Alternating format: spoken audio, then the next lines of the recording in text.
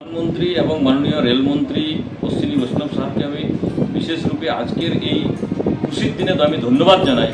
কারণ পুরুলিয়া থেকে বাঁকুড়া পর্যন্ত যে রেলপথ ভায়া হুড়া স্যাংশন হয়ে গেছে এবং পুরুলিয়া এবং বাঁকুড়ার লোকের জন্য খুব আনন্দের দিন। সেই রকমই খুব তাড়াতাড়ি আমরা পুরুলিয়ার থেকে ভায়া বান্দোয়ান হয়ে ঝাড়গ্রাম অবধি যে রেলপথের জন্য আমরা প্রস্তাব দিয়েছি, তার সার্ভের কাজ চলছে এবং তার সঙ্গে সঙ্গে রুটটাও কী হবে সেটাও প্রায় ফাইনালের দিকে গেছে। তো সেই জন্য আমরা তাড়াতাড়ি সেটারও খুশির খবর আমরা পাবো পুরুলিয়াবাসী, ঝাড়গ্রামবাসী। আর তার জন্য মাননীয় প্রধানমন্ত্রী নরেন্দ্র ভাই মোদী এবং মাননীয় রেলমন্ত্রী অশ্বিনী বৈষ্ণব সাহেবকে আগাম আমি শুভেচ্ছা এবং আবার ধন্যবাদ জানাই। পুরুলিয়াবাসীর এই অসময়ে পাশে থাকার জন্য, পুরুলিয়াবাসীর যে অনেক দিনের স্বপ্ন, সেই স্বপ্ন পূরণ একটা করেছে এবং আগামী আরেকটা হবে, তার জন্য আমি শুভেচ্ছা। এই রেলপথের জন্য আমরা অনেক দিন থেকে চেষ্টা করছিলাম কি পুরুলিয়ার থেকে ভায়া হুড়া দিয়ে যে রেলপথ সেটা সেকশন হয়ে যায়। যেরকম আমরা চাইছি কি খুব দ্রুত গতিতে পুরুলিয়ার থেকে বান্দোয়ান হয়ে ঝাড়গ্রাম অবধি রেলপথ হয়ে যাক, এটা অনেক দিন থেকেই চেষ্টা চলছিল।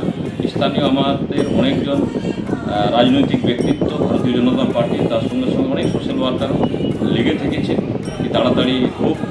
আমরাও বিজেপির পক্ষ থেকে বারে চেয়েছি কি এটা খুব তাড়াতাড়ি হোক এবং আমাদের যে আমাদের যে আবেদনে সাড়া দিয়ে মাননীয় রেলমন্ত্রী, মাননীয় প্রধানমন্ত্রী এই কাজকে একটাকে সম্পন্ন করেছে, আরেকটা হওয়ার কথা। সেই জন্য আমরা খুব খুশি এবং ধন্যবাদ জানাই।